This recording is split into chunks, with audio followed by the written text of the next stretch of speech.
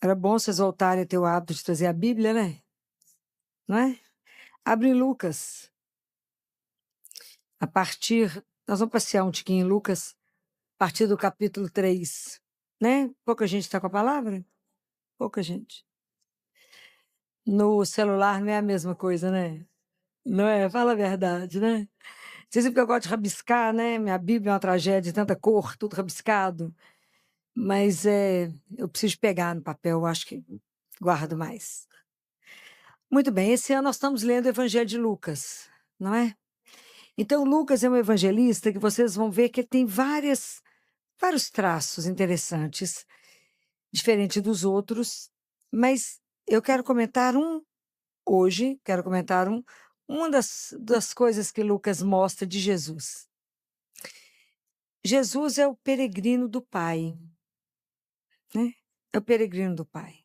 Então, vocês vão ver que do capítulo 9 até o capítulo 19, Lucas mostra que Deus anda, Jesus anda. O tempo inteiro Jesus anda.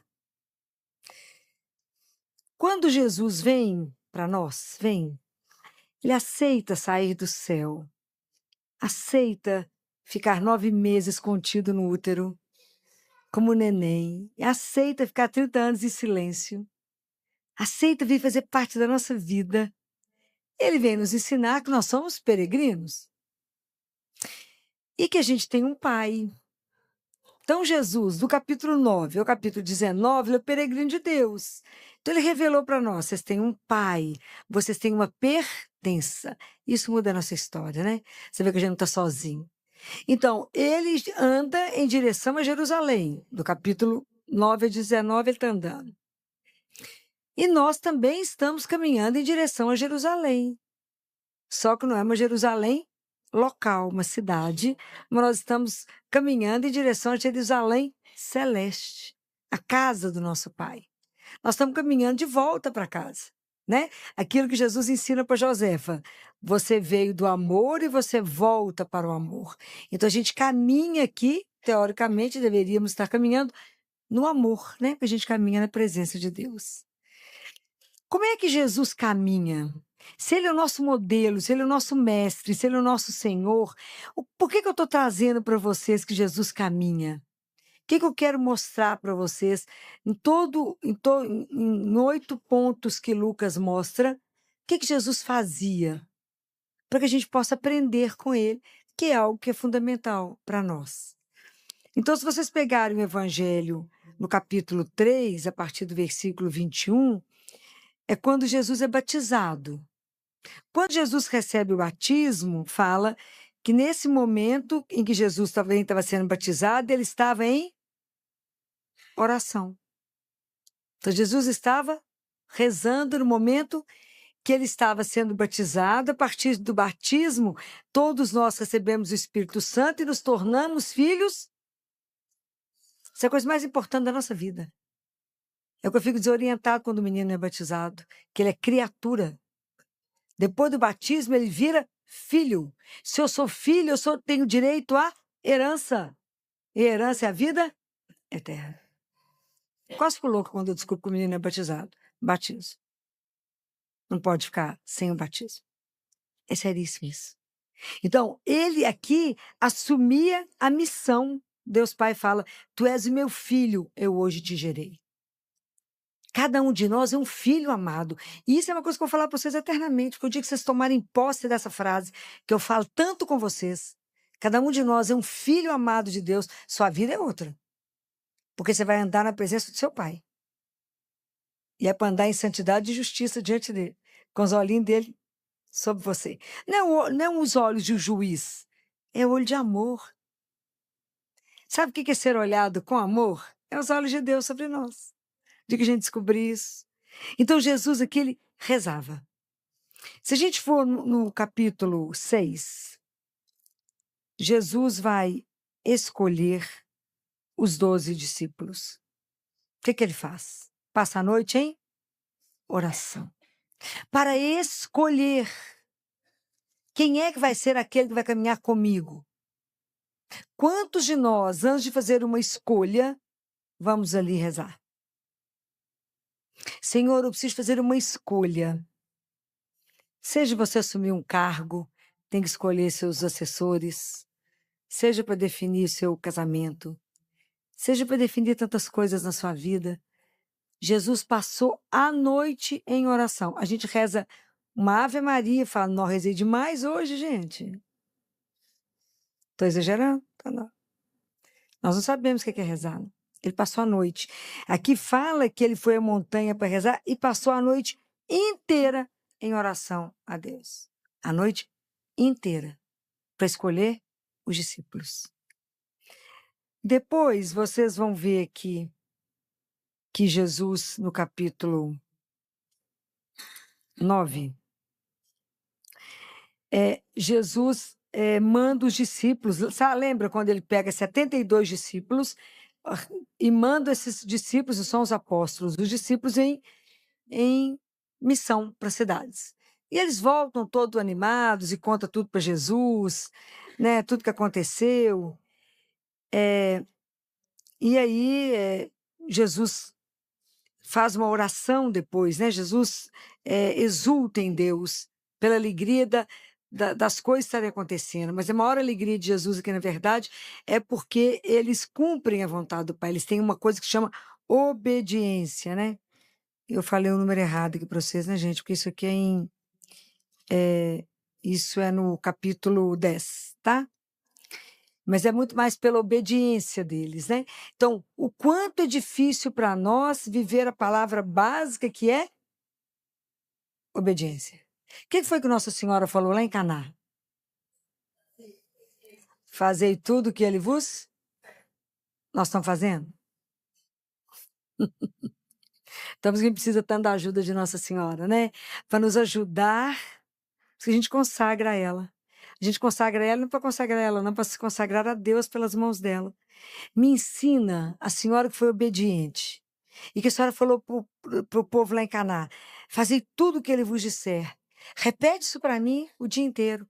Faça tudo o que ele vos disser. Obedeça a ele, porque só ele sabe o que é melhor. Obedeça. Como isso é difícil. Viver a obediência é uma das coisas mais difíceis. Porque a gente quer provar a Deus que a nossa vontade é muito melhor. Ele que não está vendo, não é assim? A gente fala, não, Jesus, você não viu os detalhes. Eu vou vi esse e o resto, né? Mas tem uma coisa tão interessante que Jesus nos ensina, aqui no capítulo 9, no versículo 22, que quando ele vai anunciar para os discípulos que ele vai sofrer, ele fala assim, é necessário que o Filho do Homem sofra muito, seja rejeitado pelos anciãos, chefes sacerdotes, escribas, seja morto e ressuscite. Antes de Jesus fazer isso, Jesus rezou. Por quê? Porque para falar, eu preciso rezar. Porque a palavra que eu digo, eu posso trazer vida ou morte. Eu posso assassinar alguém com a palavra. Às vezes a gente não presta atenção nisso. A gente acha que só mata o outro com uma faca ou com um tiro. Mas às vezes a forma de eu olhar, a forma de eu falar, a forma de eu fazer um comentário, eu mato.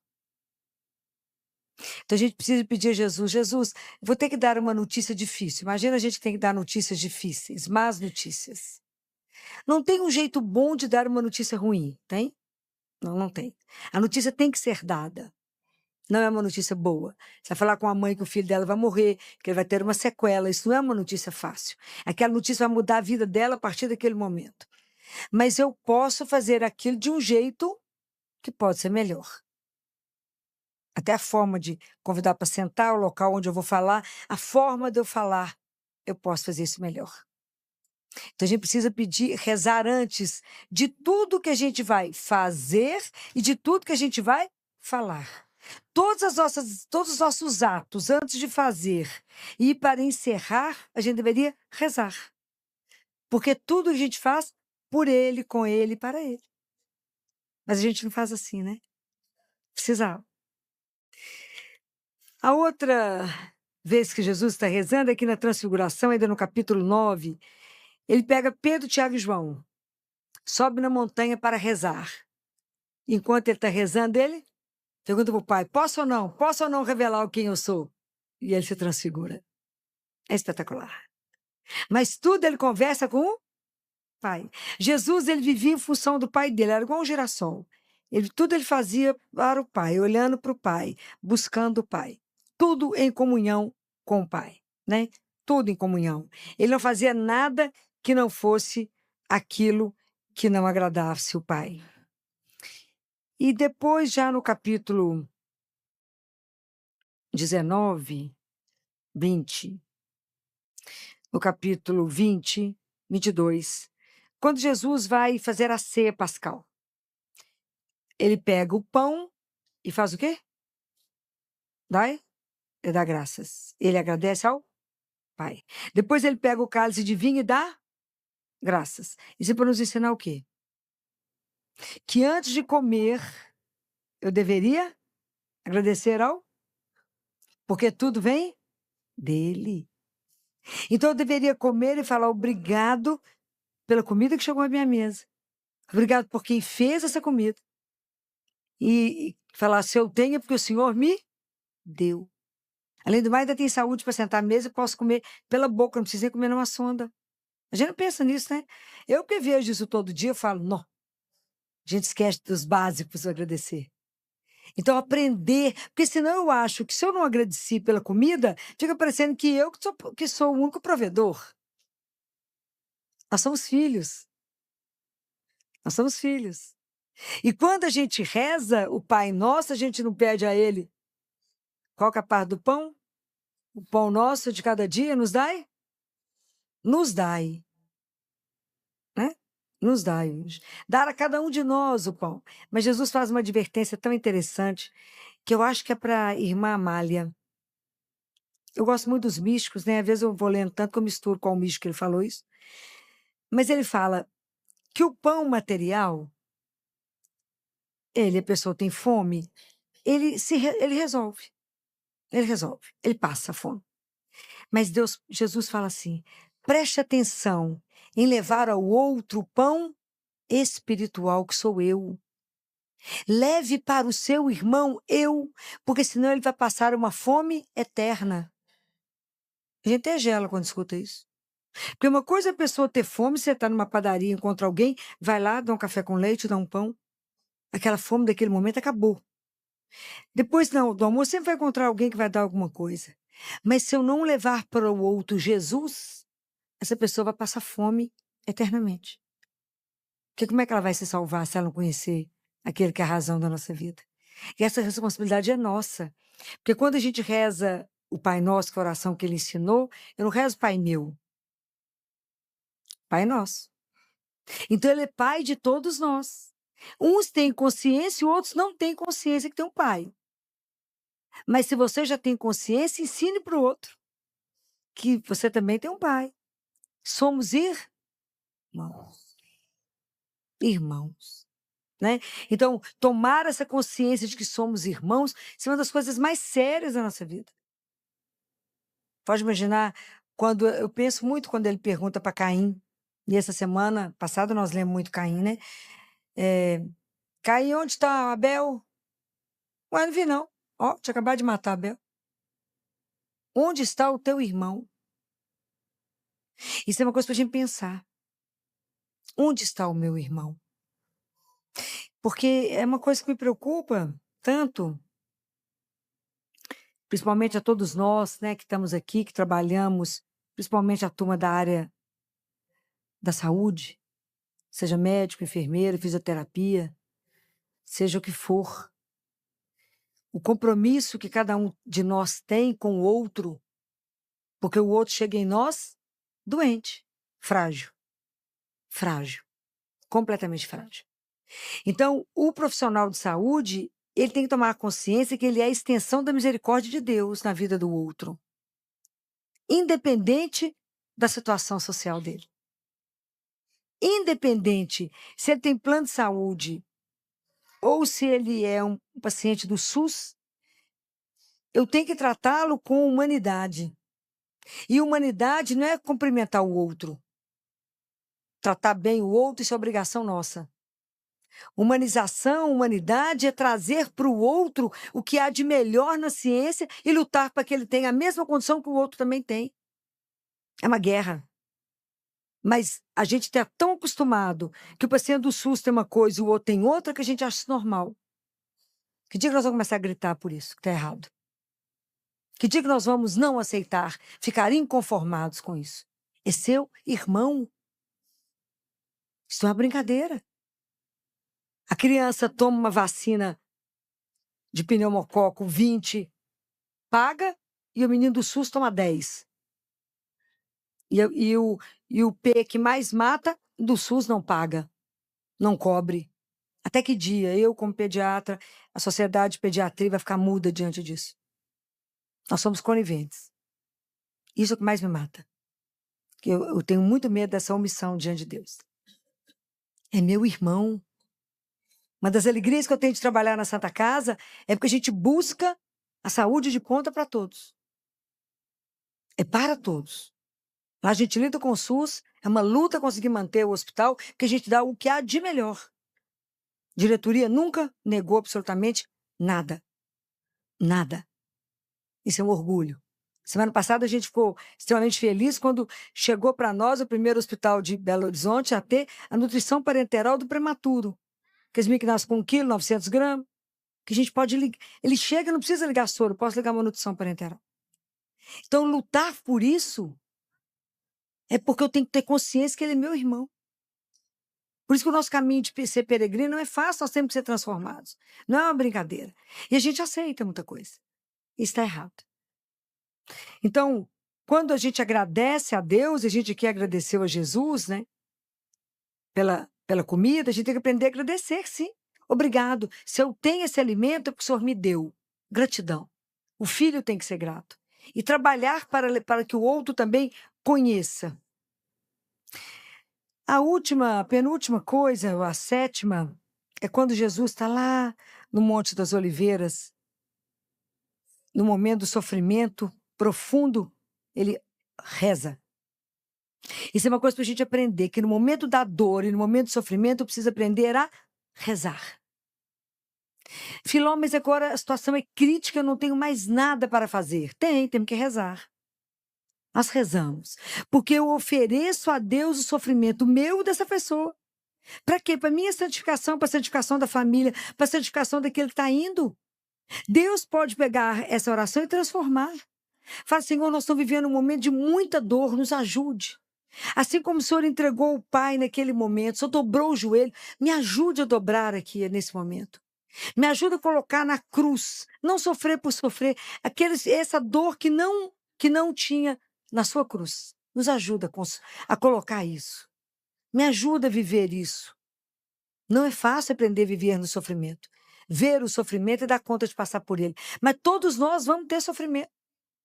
Então, aprender que no sofrimento a gente pode rezar por isso. Sofrimento transforma, né?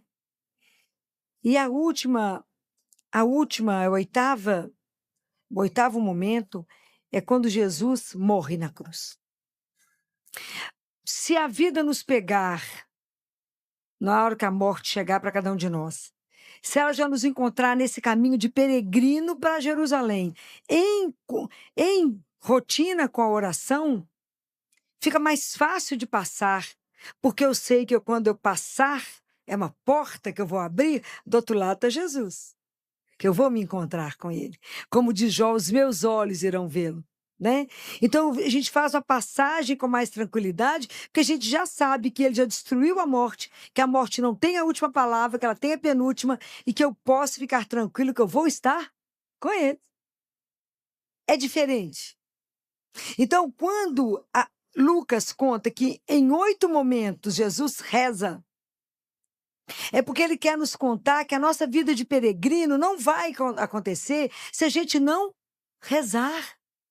Se Jesus, que era o Filho de Deus, ele rezou, ele viu necessidade de conversar com o Pai, imagina nós. Então é uma disciplina que precisamos aprender. Não existe ninguém que vence alguém que reza.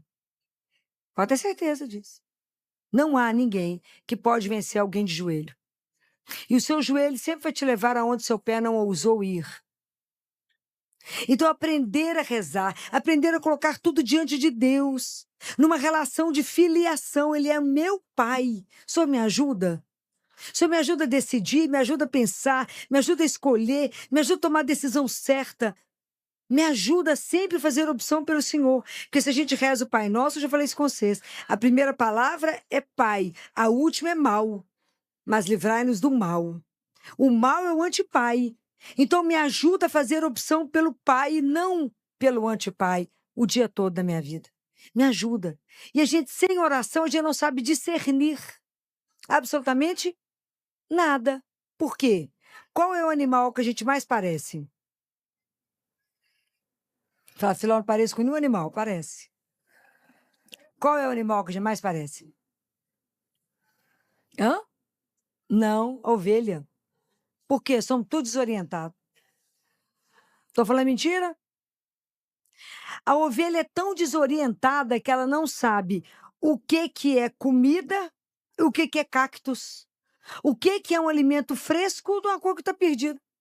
Por isso que ela precisa do pastor. É lindo, gente. A ovelha é tão desorientada que se ela não tem alguém que direciona, ela corre e cai num precipício. É igualzinho a gente. A gente se perde e cai lá. E aí, quando ela machuca, isso eu já até contei para vocês, que ela bate a cabeça e se fere, que às vezes ela se perde, ela entra no espinheiro, os lobos podem pegá-la e matá-la, precisa do pastor que tire ela da situação de perigo. E quando ela está ferida, o pastor passa óleo para que as moscas não fiquem na cabeça dela, não entrem pelo ouvido e pelo nariz, desorienta ela para que ela saia correndo, batendo a cabeça e se machucando. Na Sagrada Escritura, mosca está relacionada com demônio. Então, os pensamentos que te tiram do lugar, que te desorientam. Por isso a gente precisa do pastor. E é tão bonitinho que enquanto a ovelha não entendeu quem é o pastor carrega. Carrega a ovelha no colo ou no pescoço. E ele começa a emitir o som que a ovelha emite, para que ela passe a reconhecer a voz dele. O que Jesus fala? Aqueles que são meus, né? Aquele que reconhece a minha voz. As minhas ovelhas conhecem a minha voz. Então, quando o pastor já faz essa identidade com a ovelha, ele reconhece o cheiro da ovelha e a ovelha reconhece a voz do pastor. Então, quando o pastor emite o som que a ovelha faz, a ovelha corre em direção a ele. E só dele. É essa intimidade que a gente tem que ter com esse aqui. O nosso grande pastor de almas, que é Jesus. Que quando ele chamar, quando Maria Madalena chega no sepulcro, está lá chorando, e que ela acha que aquele homem que está lá é o jardineiro, e Jesus fala com ela, Maria, a forma como ele falou o nome dela, falou, é ele. É essa voz que a gente tem que aprender a reconhecer. Que quando ele me chama pelo nome, é quando ele chama e pelo jeito dele me chamar é só ele. Então pedir a ele, Jesus, me ajuda a silenciar tantas vozes que não me levam a lugar nenhum para reconhecer a sua voz quando o Senhor me chama. Mas para me ter essa intimidade de reconhecer, eu tenho que rezar. Então, quando eu trouxe isso para vocês, porque na palavra de Deus de domingo, a primeira leitura de Jeremias falava assim, bendito o homem que confia no Senhor, cuja esperança é o Senhor. Somos benditos. Jesus fala que cada vez que a gente vai até Ele e entrega uma situação para Ele, Ele é glorificado porque nós demonstramos para Ele a nossa confiança nele. Isso é maravilhoso. Ele fala, não vem trazer sugestão para mim, não. Não preciso da sua sugestão. Eu já tenho a solução. Então, benditos somos nós, né? Porque fala, é como aquela árvore plantada junto às águas, que estende as raízes, então não teme a chegada do calor, porque vai estar sempre verde, não sofre míngua em tempo de seca e nunca deixa de dar frutos. Quem é esse que faz isso em nós? Que água é essa? Que água é essa? Que água é essa? Que água é essa? Hã? É o Espírito Santo de Deus. Ele é a videira, nós somos os ramos. Aquela linfa que passa ali é a seiva. É Ele que nos renova. É o Espírito Santo que nos faz, que consegue estar sempre nos nutrindo, nos dando força, sabedoria, nos orientando. É o que vai falar de novo o Salmo, né, gente? O Salmo responsorial número 1, ele está falando de Jesus. Feliz o homem que não anda conforme o conselho dos perversos. Quem fez isso foi Jesus. Jesus que não entrou no caminho de ninguém, ele não. O único prazer de Jesus era meditar a palavra de Deus, e aqui fala dia e noite sem cessar. Isso na palavra de Deus. A noite significa no momento do sofrimento, no momento da dor, no momento da tribulação. Aí é o dia alegria. Então, tanto na alegria quanto no sofrimento, eu medito a palavra de Deus. É isso que está querendo dizer no Salmo. É isso que fala, que é a palavra, né? E que repete a mesma coisa, é como uma árvore que fica como uma torrente, que dá fruto, e aí que fala. Até o fruto e a folha não murcha.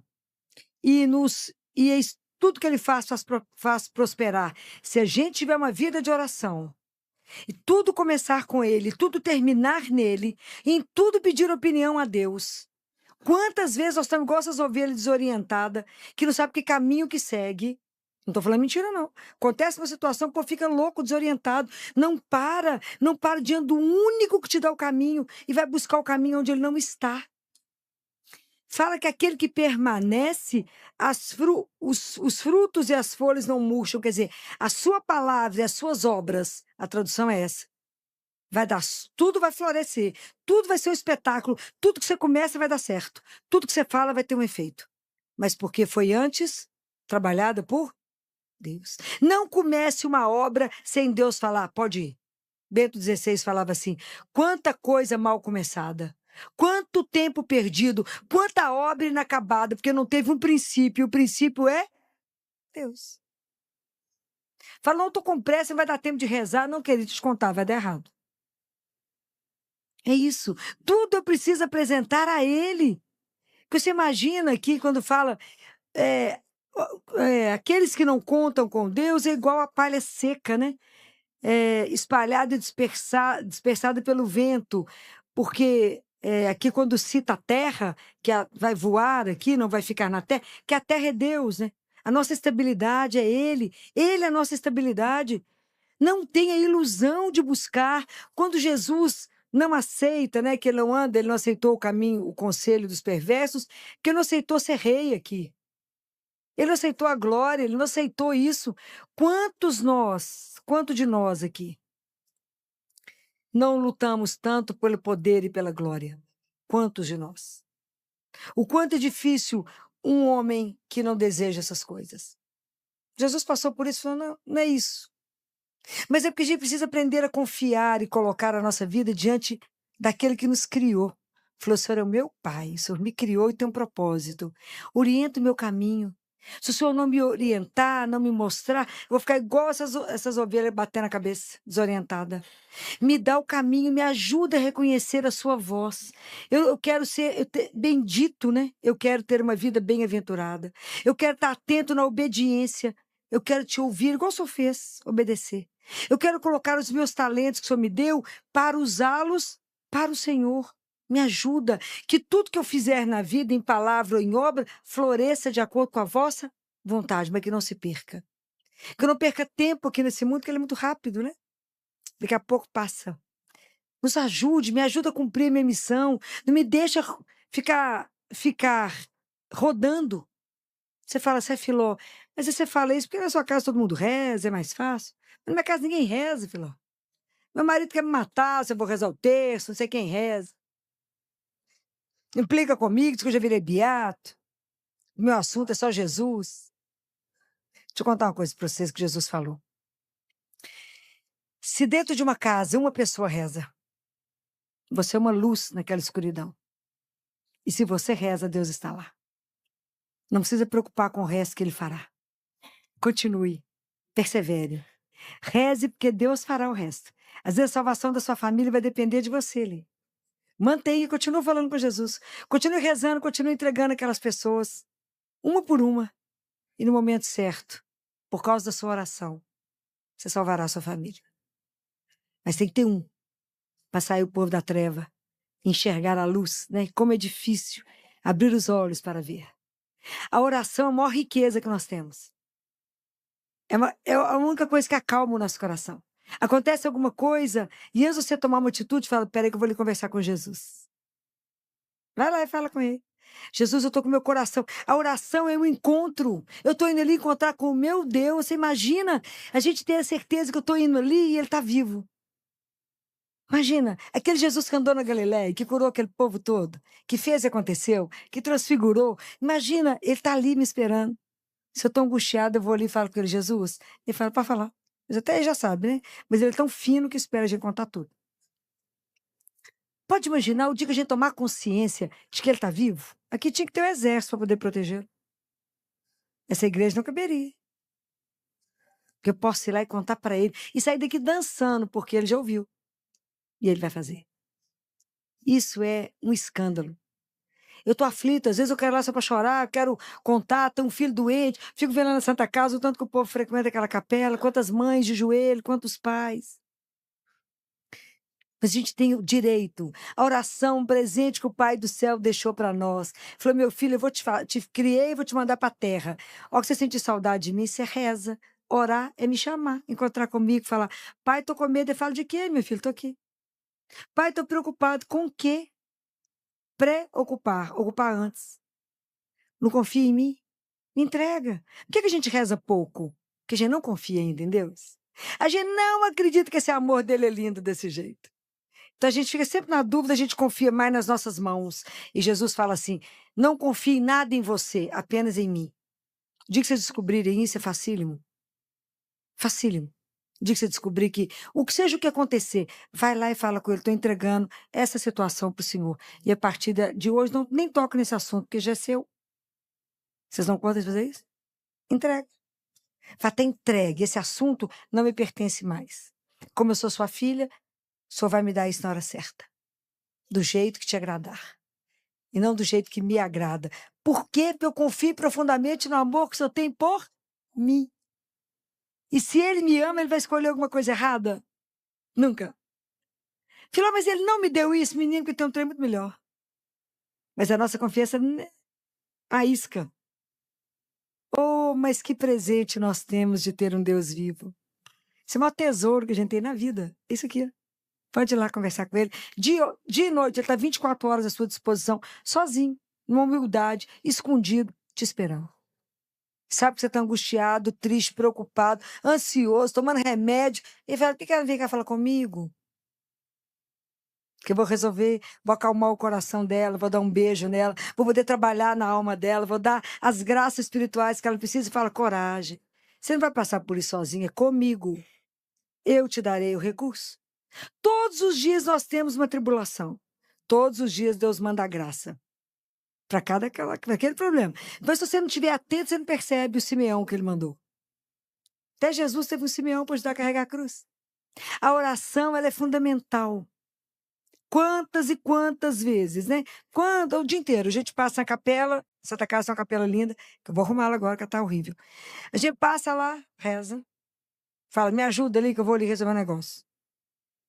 Depois você volta lá e fala, me ajuda a resolver, já resolveu aquela, me ajuda a resolver o outro negócio. Então você tem que falar com ele, pedir isso o dia inteiro. E isso é maravilhoso, com o encontro de um amigo, ele passa a ser seu amigo. Se ele tiver uma capela, você fala com ele do mesmo jeito, você para e reza. Mas não deixem de rezar, não deixem de pedir orientação. Se a situação for difícil, faz igual ele, passa a noite. Mas sabendo que eu falo e Deus escuta. Isso para mim é uma das coisas mais encantadoras, porque existe a distância porque ele é Deus e eu sou criatura. Mas ao mesmo tempo que tem essa distância mantida, é uma coisa tão interessante, ao mesmo tempo que isso é longe, ao mesmo tempo é perto. A proximidade, ela é permitida por causa do... Qual de quê? Por que essa proximidade... Por que eu posso falar com ele e ele me escuta? A distância existe porque ele é Deus, está lá e eu aqui. Mas por que existe essa proximidade concedida? Por causa de quê? Por causa do amor. Ele nos ama, ele não dá conta de ficar longe. Isso é uma coisa alucinada, gente. O dia que a gente entendeu tanto que a gente é amado, fala, me dá amor, Jesus. Me ajuda a te amar mais, me ajuda a ser mais dependente do Senhor, como o Senhor foi dependente do Pai. O Senhor nos ensinou que para fazer um caminho até Jerusalém é preciso rezar. O Senhor que era Deus e nós que somos criatura. Me dê o gosto da oração, me dê a necessidade da oração, me ajuda a ser dependente da oração, de falar com o Senhor, que isso é rezar. Eu encontro, eu falo. E Jesus fala assim: não fica treinando o que você vai falar comigo, não. Olha que bonitinho. Deixa o Espírito Santo te orientar, não precisa escrever o que você vai falar comigo. Somos amigos. Fala e que ele te orientar. Fala na simplicidade. Fala ou chora, ele sabe até que você está chorando. Tem uma coisa linda num dos livros dos místicos, que agora eu vou misturando eles, que Jesus guarda todas as nossas lágrimas num potinho. Imagina quantos potinhos tem aqui. E que Nossa Senhora põe tudo na penteadeira dela. Eu falei, menina, sua penteadeira é só coisa de louco. Porque você imagina guardar potinho de lágrimas de todos nós? Aguarda os nossos potinhos de lágrimas. É bonitinho demais o amor que Deus tem por cada um. É encantador. Então, guardem isso, né? Essa é a graça. Hoje, o que eu queria trazer para vocês é isso. Por que Jesus falou 8 vezes? Porque 8 vezes é o transbordar. Ele transborda Deus naquele momento, né? É o transbordar de uma revelação. E o transbordar desse mistério, dessa revelação, chama-se santidade. Então, quanto mais vocês rezarem, quanto mais a gente tiver em oração, mais Deus pode trabalhar a nossa santificação. Porque a santidade é rezar e aprender a fazer a vontade do Pai. Essa é a nossa santificação. É aprender a entender que a minha vontade tem que ser igual a dele, igual foi de Jesus com ele, com o Pai, de Nossa Senhora com ele, de todos os santos com ele. Esse é o trabalho que Deus vai fazer em nós. Então, hoje nós aprendemos que nós somos peregrinos, nos tornamos filhos por causa de Jesus, temos um Pai e que podemos conversar. E isso se chama rezar, oração. Que Deus nos conceda a graça, que o Espírito Santo incomode cada um de nós, se não rezarmos na hora de levantar, se não rezarmos quando formos deitar, se não rezarmos antes de uma decisão, de umas escolhas, de uma compra, de uma venda, de uma palavra, de uma conversa que eu vou ter com o outro. De tudo que vocês quiserem fazer, de um projeto belo, de abrir uma loja, abrir uma empresa, seja lá o que vocês forem fazer, passe a noite em oração. Fala com o Pai, é isso mesmo? Porque se for, as portas se abrirão. Se for, você será feliz. Mas se a coisa der errado, não é porque o Pai quer, ok? Peça a Ele, aprenda a ser dependente dEle, como Jesus nos mostrou ser. Dependente do Pai, dependente de alguém que nos ama, que Jesus nos ensine, nos dê essa humildade, essa capacidade de estar diante de Deus e em tudo levar para Ele. O senhor está de acordo? É assim mesmo que o senhor quer que eu faça? Me ajude a fazer. Então que Deus, e por intercessão de Nossa Senhora, nossa mãe, ela que foi obediente, né, o tempo inteiro, que ela que rezou tanto, ela ficava em silêncio em oração. Depois da morte de Jesus, ela foi em oração com os discípulos. Nos conceda a graça de aprendermos a rezar e de sermos dependentes da oração para que nenhuma decisão da nossa vida, nenhum ato, nenhuma palavra saia de nós sem que antes a gente tenha entregado tudo a quem que realmente pode transformar todas as coisas. Louvado seja nosso Senhor Jesus Cristo.